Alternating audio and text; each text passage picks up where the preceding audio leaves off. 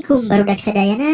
Kali ini saya akan menceritakan alur cerita film yaitu Wonderland live action. Meskipun ceritanya hampir sama dengan versi animasinya, namun di live action ini kita akan lebih menikmati kecantikan dari para dede-dede gemesnya. Tanpa berlama-lama lagi, langsung saja kita masuk ke alur ceritanya. Awal dari film ini kita akan dibawa ke sebuah sekte Tianyuan, yang mana salah satu murid di sana yang bernama Mamang Xingyun diberitahu bahwa gurunya akan mati dan menjadi immortal. Dan Xingyun pun diminta untuk menjadi ketua sekte selanjutnya. Ia sempat menolak karena para seniornya lebih pantas untuk menjadi ketua sekte selanjutnya dibandingkan dirinya. Gurunya pun meyakinkan Xingyun, walaupun kultivasinya hanya di tingkat 5 surgawi, dengan statusnya sebagai ketua sekte, dia akan mempunyai cara untuk membalas dendam. Gurunya pun meminta Xingyun untuk menjaga peninggalan kakeknya, yaitu lukisan Dewi Surga 9. Dan jika Xingyun bisa menyadari misteri dari lukisan tersebut, kemungkinan mereka akan bisa bertemu lagi. Sebelum pergi, gurunya memberikan Xingyun 3 tas kecil. Dan jika Xingyun berada dalam masalah, maka bukalah satu. Di sini kita diberitahu masa lalu dari Xingyun. Sejak kecil meridiannya tidak seperti orang lain. Ayahnya pun menitipkannya ke sekte Tianyuan, dan ia dilatih oleh ketua sekte. Ketika peperangan besar terjadi, banyak anggota sekte yang dihabisi, dan hanya ialah yang berhasil selamat saat itu. Scene berpindah, yang mana orang-orang tidak percaya dengan kemampuan Xingyun sebagai ketua sekte. Apalagi dirinya hanya berada di tingkat 5 surgawi. Para tetua menghentikan pembicaraan mereka, karena Xingyun ditunjuk langsung oleh ketua sekte sebelumnya. Xingyun pun datang, dan mereka semua memberikan hormat kepadanya. Tetua pun memberikannya daftar murid sekte Tianyuan, di mana mereka semua akan menghormatinya sebagai ketua sekte. Scene berpindah ke kota, yang mana ada 2 orang yang mencurigakan. Mendengar dari pembicaraannya, mereka adalah Xingyun dan rekannya. Ternyata mereka sudah menghabisi beberapa ahli dari tingkat surgawi. Sebelum menjadi immortal, gurunya sudah memprediksi hari ini, dan sudah mempersiapkan identitas baru untuk Xingyun. Scene berpindah ke suatu rumah yang berisi orang ini. Diceritakan saat ia masih kecil, ia sering dibully oleh orang-orang karena dianggap sebagai anak haram. Di sisi lain, Xingyun dan rekannya sedang berada di depan rumah orang tadi, dan ternyata nama orang itu adalah Yi Xingyun. Mendengar hal itu, Xingyun tidak heran, karena ini sudah diatur oleh gurunya. Yi Xingyun yang sedang frustasi lalu melempar sebuah pot, namun berhasil ditangkap oleh Xingyun. Yi Xingyun yang melihat Xingyun menganggap kalau Xingyun ini adalah utusan dari keluarga King Yu dan bertujuan untuk membunuhnya. Xingyun pun mengatakan bahwa tak perlu untuk dia mengambil nyawa Yi Xingyun, karena di dadanya sudah ada 6 luka. Salah satu dari mereka melukai jantung dan paru-paru, dan paling lama Yi Xingyun hidup adalah 1 jam lagi. Setelah itu dia akan mati. Lalu Xingyun memberitahu identitas asli Yi Xingyun, dan ternyata nama aslinya adalah Jiang Yi. Dia adalah putra ke-10 dari Raja Ning. Jiang Yi sangat senang karena dia ternyata adalah seorang pangeran. Jiang Yi yang sakit parah meminta Xingyun untuk mengantarnya ke kerajaan, karena di sana Jiang Yi bisa diobati oleh dokter kerajaan. Namun Xingyun mengatakan bahwa dokter itu tidak akan bisa menyembuhkan Jiang Yi. Jiang Yi yang ingin pulang memohon kepada Xingyun dan akan memberikan setengah kekayaannya kepada Xingyun. Xingyun mengatakan bahwa Jiang Yi sudah sekarat. Sebelum mereka sampai ke pintu gerbang keluarga King Yu, Jiang Yi sudah mati terlebih dahulu. Xingyun yang mendengar Jiang Yi masih ingin hidup lalu menawarkan kesepakatan. Tapi sebelum itu Xingyun membuka identitasnya. Saat dibuka, Jiang Yi sangat kaget karena muka mereka ternyata mirip. Xingyun membuat kesepakatan untuk mereka bertukar identitas. Jiang Yi yang mendengar itu mengerti bahwa Xingyun ingin mendapatkan semua kekayaannya dan bermaksud untuk membunuhnya. Jiang Yi lalu menyerang Xingyun, namun itu tidak ada gunanya. Jiang Yi sangat bersedih karena dia seharusnya menjadi putra raja dan mempunyai kekuatan, namun itu semua tak bisa dia dapatkan. Xingyun pun lalu memberikan 2 pilihan, yaitu menukar identitas atau mati. Jiang Yi pun menyetujui kesepakatan Xingyun. Xingyun lalu memberikan pil kepada Jiang Yi, dan nanti akan ada orang yang menjemputnya. Jiang Yi curiga bahwa obat itu adalah racun. Xingyun pun mengatakan bahwa dia tak perlu melakukan apa-apa untuk membunuh Jiang Yi, karena dengan menunggu 1 jam pun dia akan mati dengan sendirinya. Jiang Yi pun menerima obat pil dari Xingyun, dan dia pun pingsan. Masih di kediaman Jiang Yi, Xingyun pun didatangi oleh dua tangan kanannya, yaitu Yingsha dan Bebe Byuyin. Meskipun mereka masih muda, namun bela dirinya berada di tingkat Grandmaster. Yingsha memberikan sebuah gulungan informasi kepada Xingyun. Xingyun lalu memberikan perintah kepada Yingsha untuk membawa Jiang Yi ke sekte dan pergi terlebih dahulu, dan Bebe Byuyin akan bersamanya sebentar. Mamang Xingyun pun siap untuk beraksi.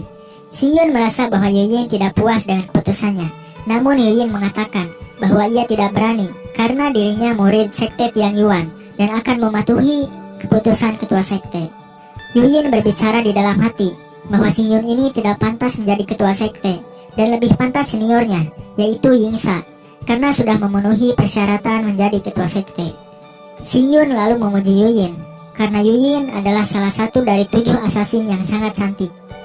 Xingyun pun lalu menggoda Bebe Byuyin. Xingyun mengatakan jika Yuyin berkhianat dan tidak puas dengan keputusannya, maka ia sudah tahu akibatnya.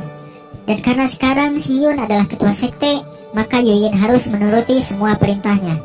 Yuyin yang seorang asasin tahu hukuman bagi pengkhianat, dan Yuyin pun akan menuruti semua perintah ketua sekte. Yuyin sebelumnya pernah mendengar bahwa Xingyun ini adalah seorang iblis yang terkenal, dan ia baru tahu hari ini. Yuyin sangat heran karena ternyata Xingyun menyuruhnya untuk kembali. Lalu Xingyun pun bertanya, "Mungkinkah kau ingin tinggal di sini dan melayaniku?" Saat Yuyin akan pulang, Xingyun masih sempat-sempatnya untuk menggodanya. Setelah Yuyin pergi, Xingyun pun lalu membuka sebuah gulungan yang diberikan oleh gurunya dari kakeknya, yaitu lukisan Dewi Surga 9. Setelah dilihat lebih lama, tiba-tiba lukisan itu mengalirkan ki ke dalam meridian Xingyun. Jadi tidak heran jika gurunya menyuruh Xingyun untuk menjaga lukisan ini dengan baik. Dan jika Xingyun bisa memahami misteri dari lukisan ini, kemungkinan Xingyun dapat bertemu kembali dengan gurunya 1 bulan kemudian, di mana para murid keluarga Qingyu sedang latihan, karena akan ada kompetisi antar klan, dan siapapun pemenangnya akan menjadi murid kedua dari tetua besar, dan akan diajari teknik rahasia keluarga Qingyu. Di sisi lain, Xingyun yang sedang bermeditasi didatangi oleh seseorang, yaitu Zhao Kang. Diceritakan bahwa Zhao Kang ini datang dari ibu kota dinasti Liang, yaitu Haojing. Saat ini dia tinggal di keluarga Qingyu. Xingyun yang sedang menyamar sudah mengirim orang untuk memeriksa identitas Zhao Kang, tapi tidak ada hasil, karena Zhao Kang ini sangatlah misterius. Namun kemungkinan besar dia adalah orang penting dari kekaisaran. Meski Zhao Kang lemah dari sejak lahir dan tidak bisa ilmu bela diri, tapi saat Jiang Yi dibully, Zhao Kang lah yang selalu melindunginya. Zhao Kang yang tahu kalau Xingyun sedang terluka, ia pun memberikannya sebuah obat. Xingyun yang sedang menyamar menerima obat itu dan mengatakan bahwa lukanya sudah sembuh dan berterima kasih kepada Zhao Kang. Zhao Kang mengajak Xingyun untuk pergi ke Haojing karena di sini Xingyun sering dibully. Xingyun mengatakan bahwa ia ingin tetap di keluarga Qingyu untuk berlatih dan kelak akan menjadi murid tetua besar dan mempelajari teknik rahasia keluarga Qingyu. Seseorang tertawa mendengar perkataan Xingyun, dan ternyata dia adalah Yi Qingyu. Kultivasinya sudah berada di tingkat 2 surgawi, dan dia tidak pernah akur dengan Jiang Yi. Dan luka Jiang Yi yang sebelumnya disebabkan oleh orang ini. Qingyu lalu mengatakan bahwa perbedaan kekuatan mereka bagaikan surga dan bumi. Xingyun yang ingin meladeni Qingyu namun ditahan oleh Zhao Kang. Qingyu yang melihat Zhao Kang menyuruhnya untuk tidak ikut campur, karena ini adalah urusan keluarga Qingyu. Zhao Kang yang mendengar lalu mengatakan bahwa Xingyun adalah saudaranya. Qingyu mengejek Xingyun, karena Xingyun bermimpi ingin menjadi murid tetua besar, namun dirinya selalu bersembunyi di belakang Zhao Kang. Xingyun sudah nafsu, karena bacotan dari Qingyu dan kedua temannya. Xingyun yang ingin melawan, namun lagi-lagi dicegah oleh Zhao Kang, karena dia tidak mau Xingyun dihajar habis-habisan. Xingyun lalu mengatakan, jika dia terus berlindung di belakang Zhao Kang, maka seumur hidupnya dia akan menjadi seorang pengecut. Zhao Kang merasa bahwa Xingyun hari ini berbeda. Xingyun pun lalu menantang Qingyu untuk bertarung, dan pertarungan pun tak terelakkan.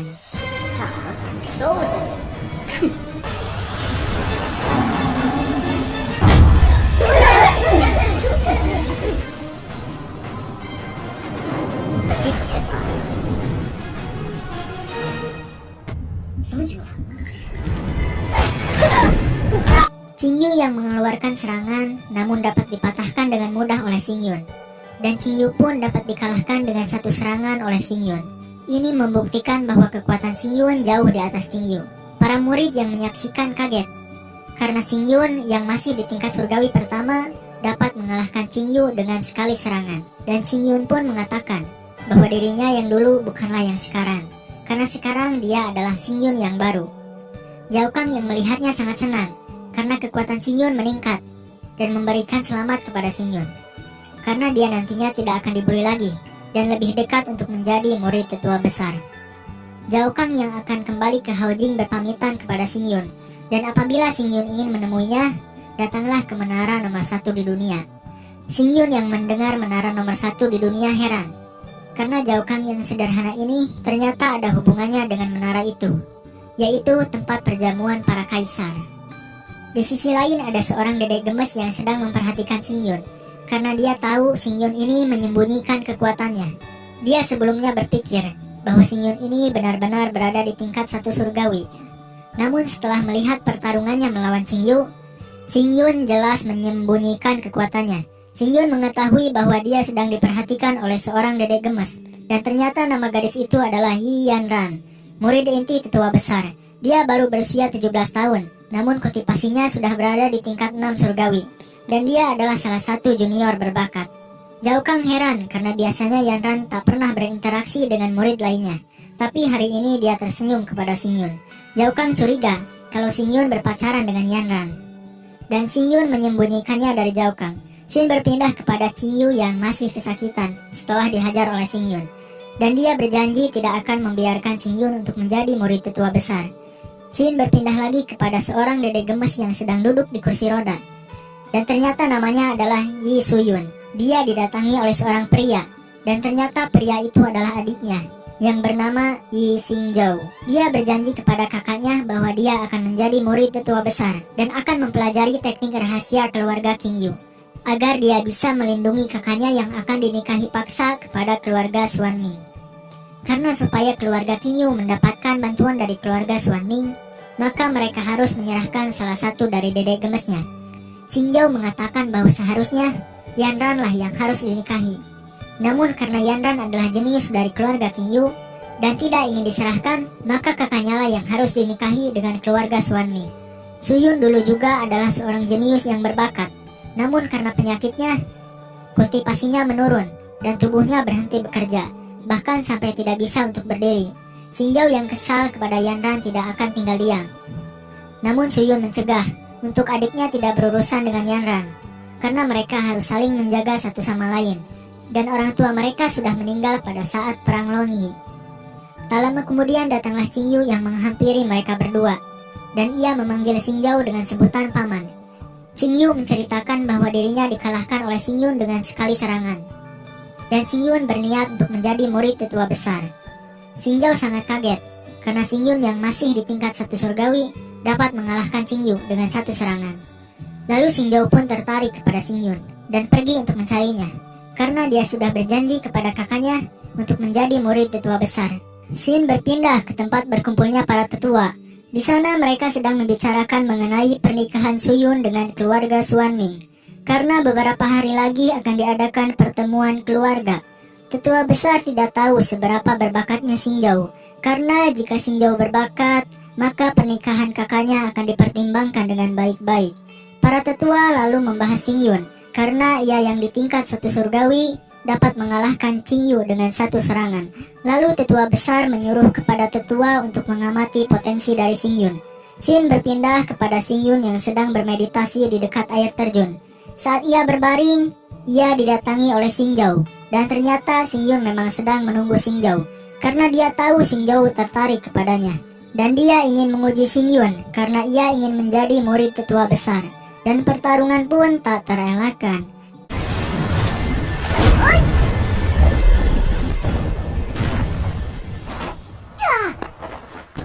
怎么可能？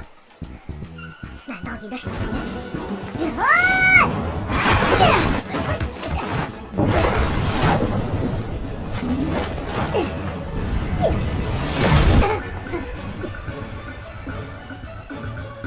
？Xingyun berhasil mengalahkan Xingzhou, Namun karena Singyun mengatakan kakaknya sampah, ia pun bangkit kembali dan menyerang.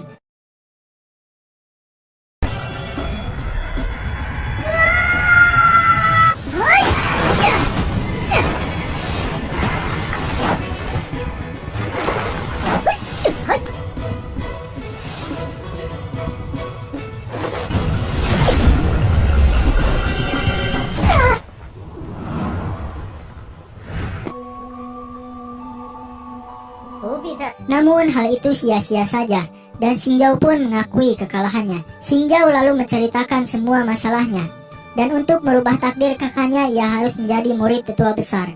Namun sekarang harapannya hilang. Xingyun yang mendengar akan membantu Xingjao untuk menjadi murid tetua besar, dan akan membantu menyembuhkan penyakit kakaknya. Xingjao kaget dan tidak percaya, karena dokter yang ia sering undang pun tidak bisa menyembuhkan kakaknya. Dan Xingjao berjanji jika Xingyun dapat menyembuhkan kakaknya, dia akan menuruti semua perintah Xingyun. Dan Xingjao sudah mengerti, dirinya yang didatangi oleh Xingyun sudah direncanakan dengan hati-hati. Xingjao pun lalu membawa Xingyun ke tempat kakaknya. Xingjao meminta kakaknya untuk diobati oleh Xingyun. Suyun awalnya menolak dan tidak percaya, tapi setelah diperiksa oleh Xingyun, ternyata Xingyun tahu bahwa Suyun diracun.